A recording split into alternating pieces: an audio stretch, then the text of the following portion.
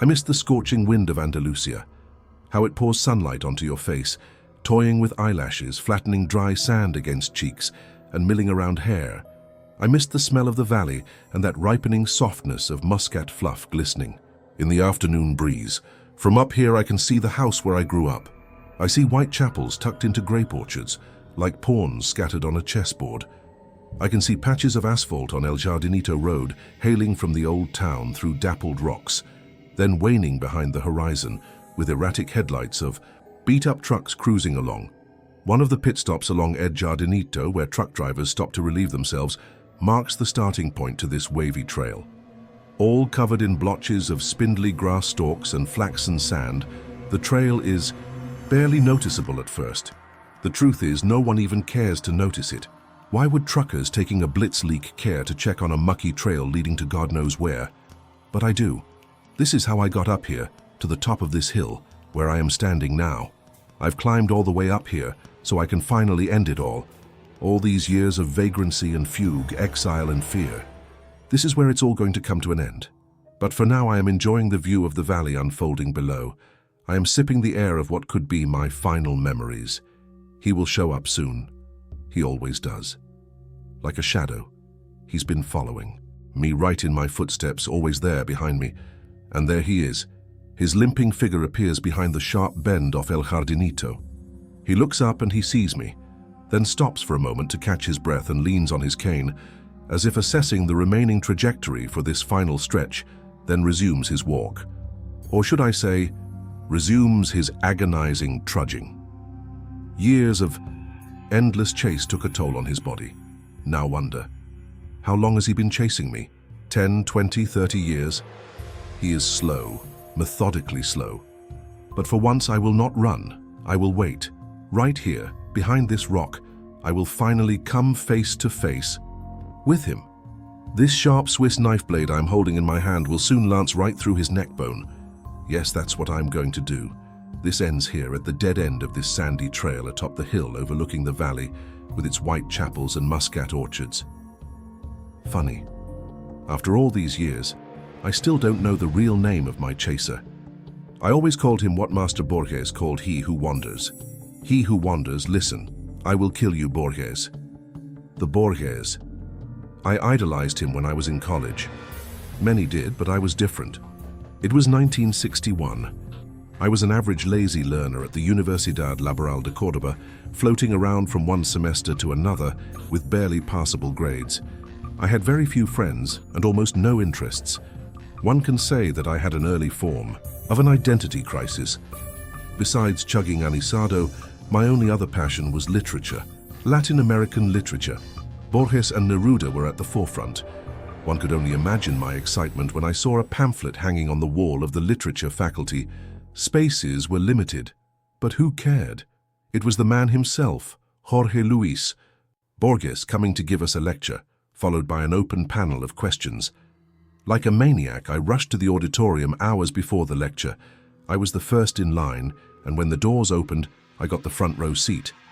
The auditorium was packed with drooling chins of young self-proclaimed prodigies, awaiting the arrival of the Great One. And there he was, the blind lord of literature, walking upright onto the stage with a cane and his loyal assistant right by his side. Standing ovation. He nodded and made a "thank you, please be seated" gesture. Then he began. The lecture was dedicated to Spanish writers. I cannot distinctly recall if it was Cervantes or de Vega. It truly made no difference. Somehow I managed to sit through his entire lecture, which lasted over 3 hours, and remember nothing. He talked slowly and methodically, pouring honey into our ears like Segovia's guitar, with his absent eyesight affixed to the ceiling. And then it happened. Something that caught me completely off guard. Before closing the day, Borges was about to take questions from the audience. Of course, I raised my hand, and so did hundreds of other students. One of Borges's assistants whispered something into his ear, which made him smile. "It is an honor for me to be in front of an audience of young people, but our time is not infinite," he said, with blind eyes still pinned on the far corner of the hall. "For that reason, I will randomly pick questions from 5 of you. I have never won any prizes or lotteries in my life. When I played poker or blackjack, I lost far more than I won. I knew my limitations, and that turned me into an average apathetic person, rarely trying to outdo oneself.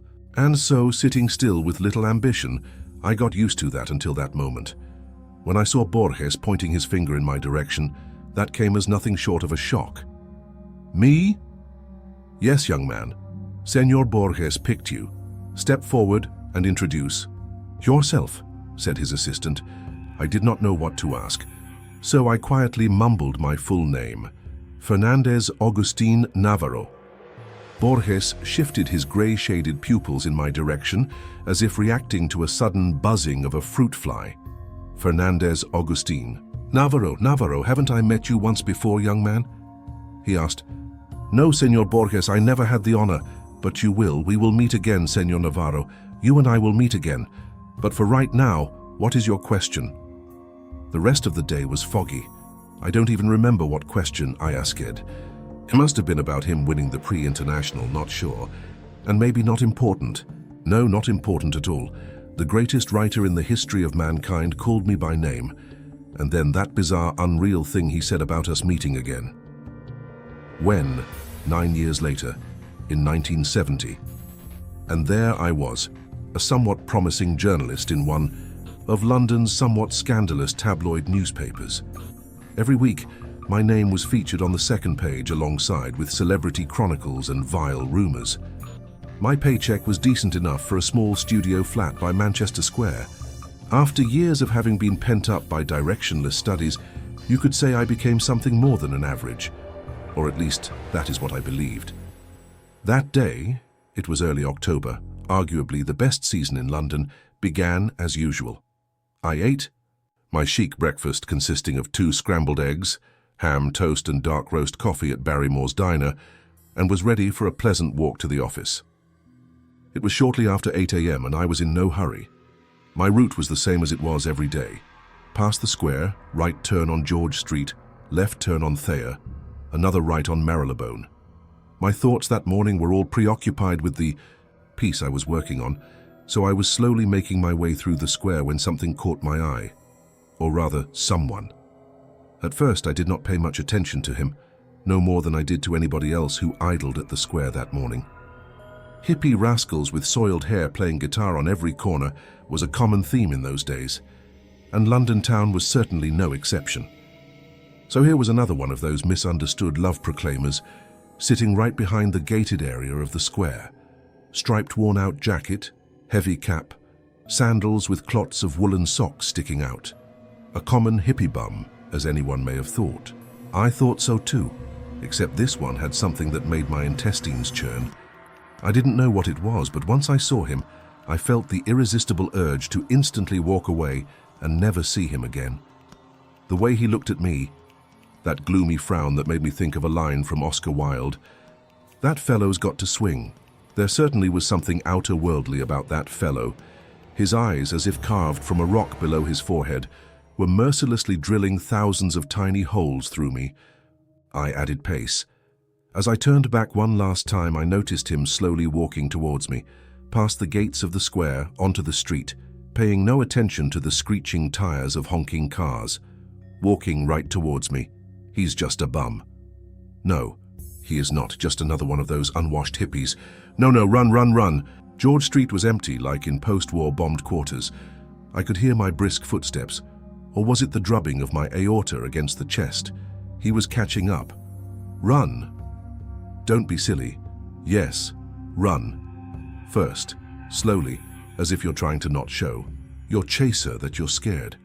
No, not scared, more like in a hurry. Why am I running? I can take him out with one punch, but it really wasn't about that. It was my first experience of that feeling, which I can only describe as some sort of primordial sense of fear. Panic, dread, unexplained sense of looming doom arching above you like a dark figure with a scythe. I ran faster than my feet could move. As I turned the corner on Thayer, I paused and looked back, fearing to see him right behind. Scrambled eggs, toast, and dark roast coffee were about to make their way back up through my esophagus, wiping the sweat off my palms onto my pants, I bent forward in a protective position and looked around. The empty windows of George Street were checking me out like a toddler witnessing a parent in a cowardly act. Whoever that man was that incensed me into this uncontrollable panic was now gone. Shame on you, Fernandez Augustine, I repeated to myself while making futile attempts to enthrall palpitation to subside. Shame on you, I mumbled, repeating that word. Mumbling turned into whistling that song by Magic Lanterns. Shame, shame. I whistled, acting calm and self-composed. I sang without knowing words, only to convert my mind to something else. I sang so others wouldn't notice me shaking. I climbed the stairs of my office building, 3 at a time. 3rd floor. The familiar smell of typography oils calmed me down. Safe heaven. Shame on you, Fernandez Augustin Navarro. Even now I question myself whether my journey to madness began on that day, or was it underway for many years. Madness that creeps in and recedes in tidal waves. Is that how it usually happens? All I know is that an hour later, I was laughing at my little moment of weaknesses. Preposterous and rubbish, my thick Andalusian twang spoke to me. The idea of being fully checked out by a specialist did cross my mind, and I immediately thought of Dr. Patel in Camden Town. He'd give me a comfortable medical diagnosis like a panic attack and prescribe some white pills, I thought. Little did I know that the day had more surprises in store. The unnerving script development continued in a more eerie fashion when my boss marched to my desk with a pack of printed paper. No, Navarro, you are not going to see Dr. Patel in Camden Town, who will make a judgment call on your insanity. Instead, you are going to do an article on Jorge Luis Borges' new book. He is making his presentation today at London Public Library and blah, blah, blah. Buy best-selling books online. I forgot about the panic attack. The thrill of seeing Master Borges again 9 years later was surreal. Moments later, I was sitting in a cab on my way to the London Public Library, scribbling all possible questions I should be asking him. Ill-informed Brody? Other books? Forget it. I knew very well what I would ask. I paid the cab and galloped up the marble stairs leading to the hallway where the master was about to hold his new book presentation. I elbowed myself through the crowd of journalists to occupy the coveted front row spot. Quick inventory check, wallet, J-sack, along with the omnipresent Swiss knife. Seconds ticked leisurely on my wristwatch. 4 more minutes. Buy best-selling books online. Forget this morning's sickness. Forget Dr. Patel. Collect yourself. Fernandez Augustine Navarro. That's your last name, isn't it? Yes, senor. Borges, but how do you... 9 years ago in Cordoba, I told you we would meet again, do you remember? I nodded rapidly, completely forgetting he couldn't see me. Stupid. Perhaps, continued Borges, it would be more prudent for us to speak privately after the conference. I invite you to have coffee with me. You like Colombian coffee, Mr. Navarro. I shall see you precisely at 6 o'clock at the address that my assistant will provide. His blind eyes were still affixed at the top far corner of the hallway, far above all the congested, sharp-penciled critics and arduous followers of his divine writing. The attention was now all on me, as revealed by hundreds of photo flashes. From behind, I thought of all the explaining that I would have to do tomorrow. How does Borges know you? Are you friends? You were raised in Cordova. Are you his illegitimate son? Back then, I did not know. Answers came later. Memory is a tricky animal. As I gaze over the valley and satiate my lungs with familiar smells, I cannot think of anything specific. Vague and elusive memories of my childhood home. And these orchards, these white chapels and the old town itself, nothing but an incomprehensible sensation somewhere down there, below the chest cage. I close my eyes and let the sun twirl around with tinted specks of mosaic light. I am trying to focus without looking. Alas, nothing comes to mind. I've been robbed of my memory. You. I cast my eyes at the trail again. He is closing in.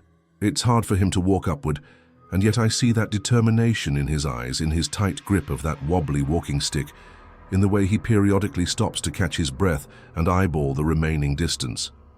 I am not going anywhere. 5, 10 more minutes? Come and take me, old man, if you can. I almost see his facial expression under the heavily pronounced frontal lobe. It's a grin. It's an expression that says, "We shall see." Once I read an interview in the Morning Times. In it, Borges was portrayed as extremely humble and minimalistic. His house was depicted as a perfectly organized space with easy access to everything. Books on the shelves, judging from the admiration of the columnist, there were lots of them, were organized by theme and by title. Dictionaries and encyclopedias were grouped together on the same rack so he could find them easily. Buy best-selling books online. In another article dated 1966, I read that when Borges travels, and those travels were quite extensive, he carries a whole rack of books along, some of which may not even be read. When I entered his hotel room, that very book rack was the first thing that caught my eye. I stood perplexed at the multitude of titles most unknown to me, when I heard the door swing wide open, and there he was entering through the doorway with a leisurely swinging cane. "Ah, Senor Navarro, how kind of you to visit this old man." I took a step towards him and produced some gibberish like, "Pleasure is all but mine." He half smiled and pointed his hand to the chair. "I know you will quite enjoy the taste of Colombian dark roast." Borges sat down and leaned slightly backwards, without releasing his cane.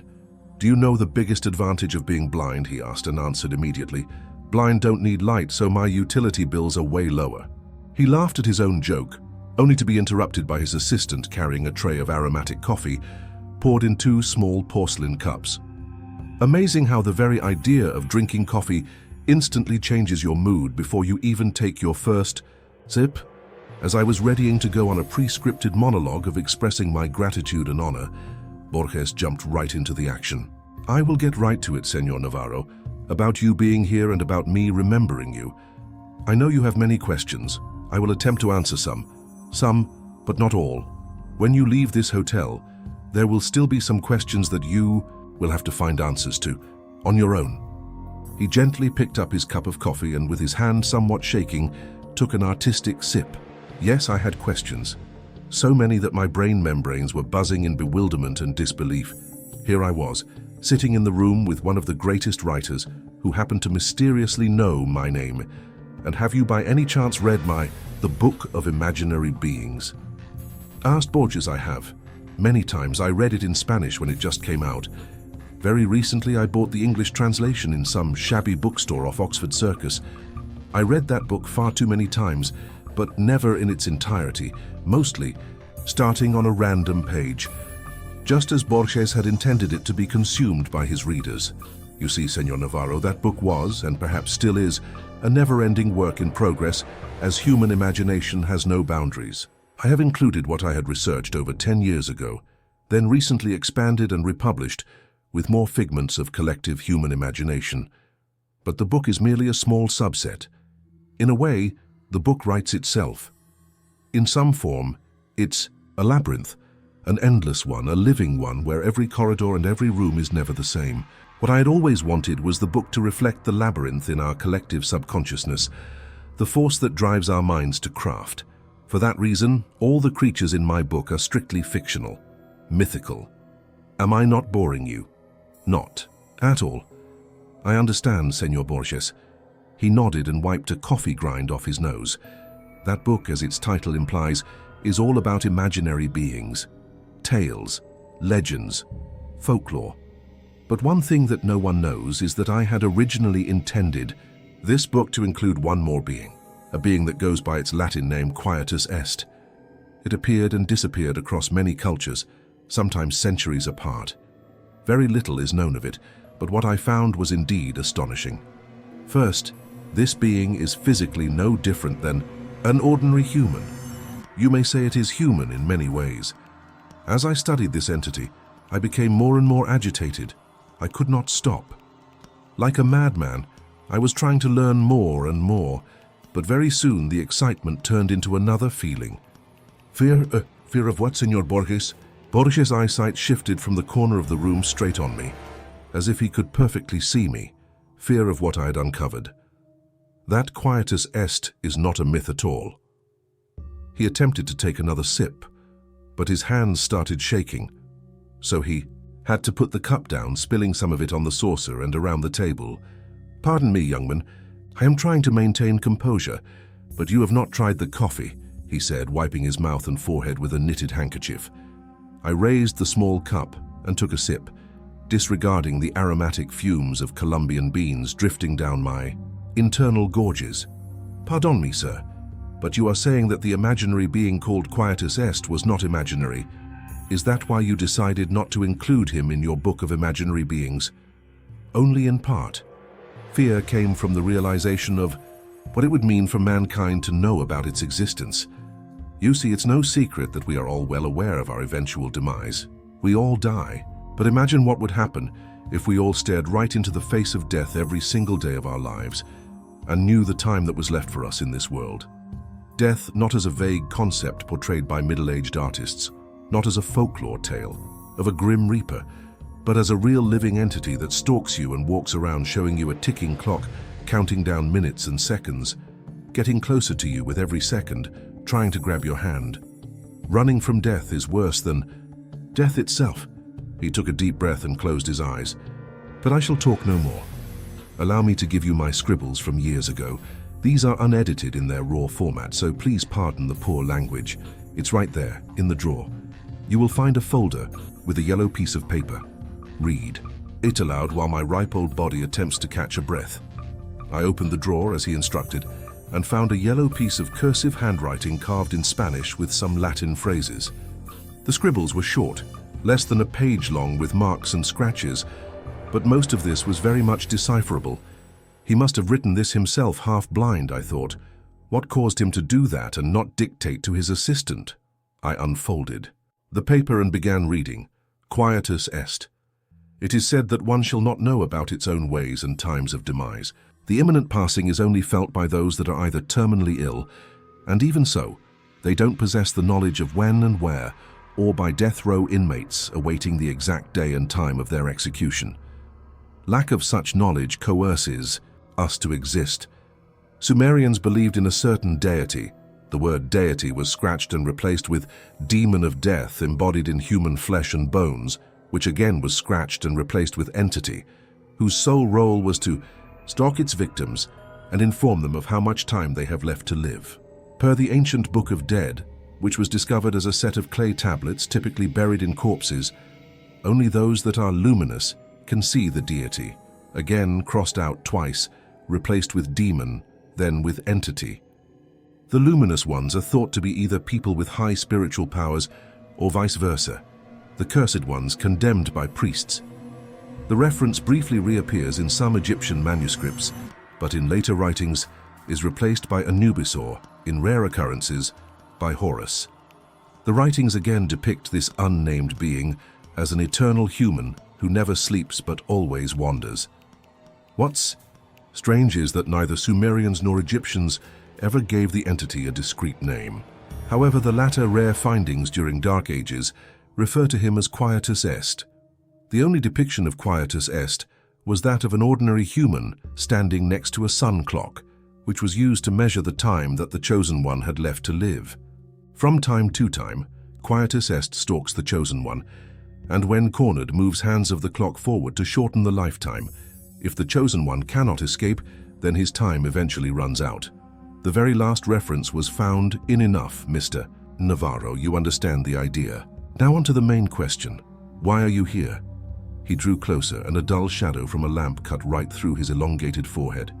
Quietus Est is an eternal wanderer who is always with us, the timekeeper who sits at the edge of the stage, with a ticking watch on his wrist. The greatest gift given to mankind is its inability to see him. When I lost sight, I thought blindness was a blessing in disguise. But one does not require eyes to see the wanderer.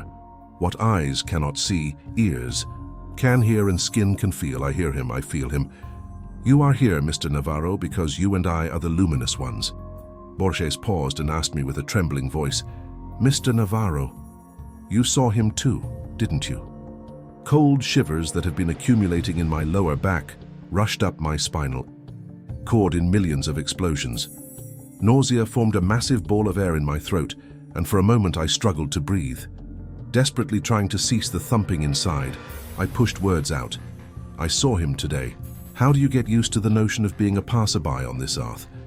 Ordinary humans do not have to get used to that.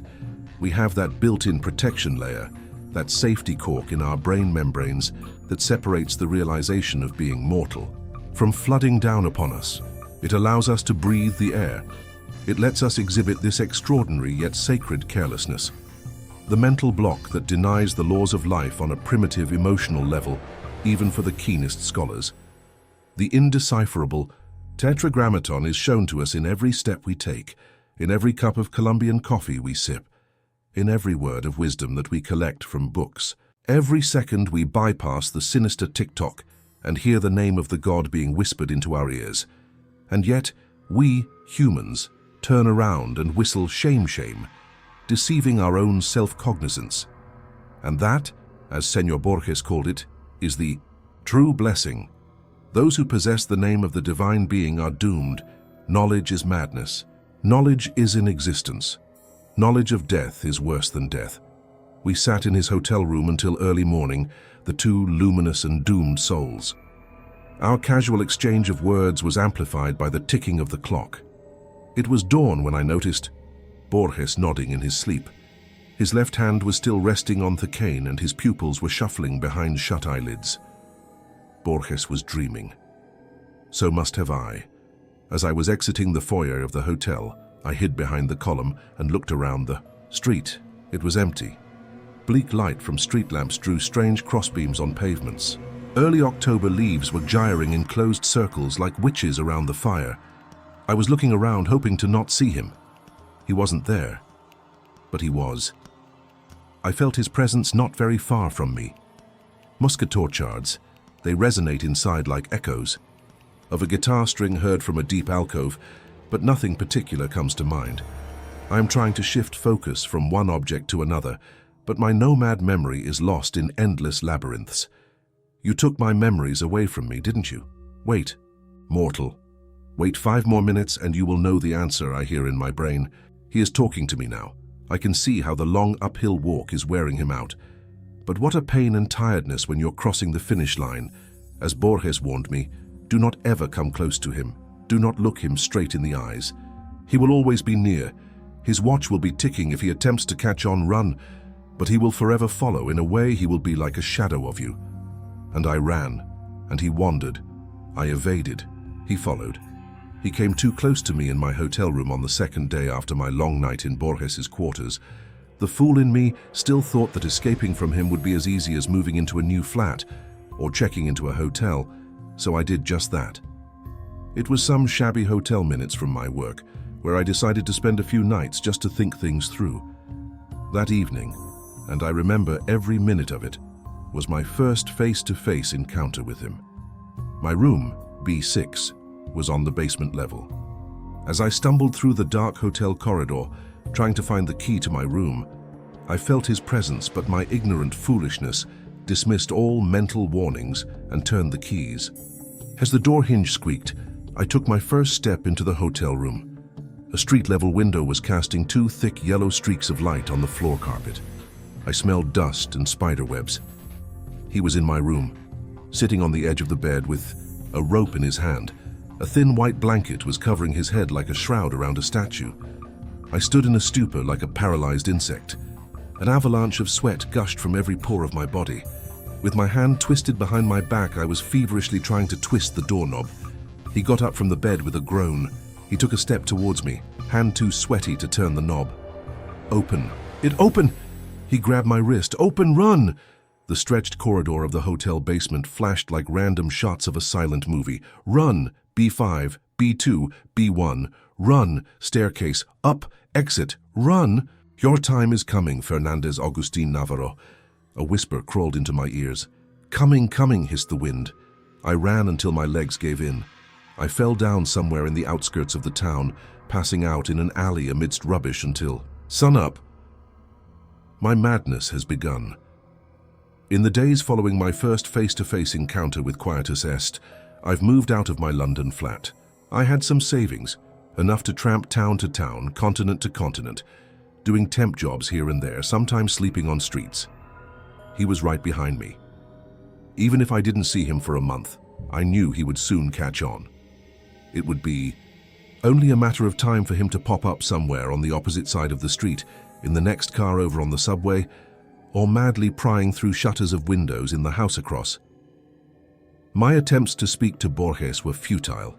How does the blind master live with this curse, I wondered? How does he manage to evade his sinister follower? I had questions, far more than I had anticipated. But Senor Borges was already on the other side of the globe. I wrote him letters. He never replied. I tried calling hotels where he stayed. Unavailable. The books that he wrote, I bought all of them in attempts to find hidden meanings. What if he had secret messages for me inside his writings? The Book of Sand, Dr. Brody's report. I even searched his earlier writings and analyzed every word. Pointless, futile, until 1983. Shakespeare's Memory, his final book, as it turned out to be. I was somewhere in Eastern Europe when I bought the book. Immediately I began my scrupulous study, letter by letter, page by page, analyzing every space and every punctuation sign, and that's when I found it. The answer. The answer was the story itself. The story that did not require much study or decryption. All I had to do was read it. I knew I had to come face to face with Quietus Est like Borges did, but not before having to go through the life of an exile. That's what Borges had intended me to do. Such was his final and only message to me, embodied within his last story. A story written for the public, but intended for my eyes only. The story was that the protagonist receives memories of Shakespeare, memories that overwhelm him, overpowering his own. He forgets modern-day cars and engines, instead remembering faces and names from some distant past, memories he has never known, memories that belonged to another man. In a way, he will be like a shadow of you, Borges told me that night. Slowly but surely, my shadow was becoming me. That's why I can only vaguely remember you, my childhood home. Him or me, no more running. It ends here. Few more minutes, I say to myself as I look at the watch. There he is. He is out of breath, beaten, tired, and bent by the weight of his own arid body. One last push, old man, and we will meet. I am hiding behind the rock. His footsteps on gravel and sand. I can tell them from any other footsteps in the world. His breathing, wheezing and crackling. I am counting to 5. He knows where I am, but he is too tired to take that last step. Let me take that step for you. I am staring at his face, wrinkled like leaves of an ancient scroll. Time's up, Quietus Est, I am telling him. He is not fighting back, and my Swiss blade finds a comfy spot below his Adam's apple. I am going. To finish him now. Popping sounds are coming out of his flabby throat. What are you trying to tell me, old man? Let me hear your last words. I am easing the pressure to let him talk. But the sounds that come out are not words, but laughter. You confused, he says. You've got it all wrong. Let me help you understand. I am letting him sit up. He is coughing blood. One wrong move and he's dead. He wipes the blood off his lips and nods in understanding. All my life, I have followed you, he begins slowly. It's a miracle I have come this far and lived this long. Ever since I left Cordoba, I was a ticking time bomb. I was diagnosed as suicidal. Doctor after doctor, therapies, specialists, prescription, yoga. He tried them all. Some helped for a while, and the disease subsided, but then trolled back with a new, stronger wave. It's this disease that Nahir, and he points, Thaido is ahead, forcing me to look for a way to end my own life. It all began in London, on that morning when I was sitting on the bench in the middle of that square, feeling the disease gnawing on my brain. My first attempt was in that hotel, room B6. I sat on the bed in that dark room for hours with a rope in my hand and a blanket over my head. Death opened the door and stood above me in the darkness of the room. Oh, how I wanted my pain to end, but it was not meant to be. Not then, not there. I had to live on. Ever since that day, it was a cat and a mouse game between us. I chased death, and death would always slip away. Until now. He pauses, rubbing his flabby neck, then points his finger down the valley and continues. Eos born in that house. I remember every moment of my childhood. My parents, my toys, my school. I remember playing hide and seek with my cousins in Muscat Gardens and dosing off to Sunday clergy in that white chapel. I remember Eastern rugs being washed on the street and the smell of grapes. My name is Fernandez August Navandieu. name, but they call you Quietus Est, the one who wanders. Filaments of scorching infernos have been ignited, all over me. The fire sets off inside my eyelids, spreading over to all facial pores and trickling down my body. Lies. Imbecile lies, I roar. Look at me, he says. I am an old man, and you? Still young and strong I will always be. You have not aged. Now think more. What do you remember of your childhood? Shakespearean memories of random sounds and smells are all you have gained from me. Master Borges knew who you were. He cracked you and then he tricked you. He made you think you were me. That was his way of evading you, by not revealing you the truth until his final breath, final book, final story. You are the one who wanders. And those memories you have, those are my memories. And now that I have told you who you really are, you must finally finish me. I have heard enough of his fibs. I am throwing my knife away. I shall not require any blades to finish him. With hands clenched around his thin neck, I am strangling him. I hear him squeal as the grip tightens. I feel the crackling of neck bones between my thumbs. I see him gulping the air in warm convulsions. He looks peaceful. I sit on his chest and watch his last breath picked up by the wind, carried down the valley to the gardens, passing by the white chapel and the house where he grew up. The scorching wind of Andalusia is pouring sunlight onto his face, toying with eyelashes, pounding on cheeks and gyring through hair. He must have missed the smell of the valley and the ripening softness of muscat fluff glistening in the air. I am rewinding my wristwatch and walking downhill along the wavy trail, my thumbs still sore from killing. I am taking a small step, sideways. Once I reach El Jardinito Road, I will hop on the first bus, and from there I will travel west or north. Destination will never matter. Anywhere is where the roads take me, the one who wanders.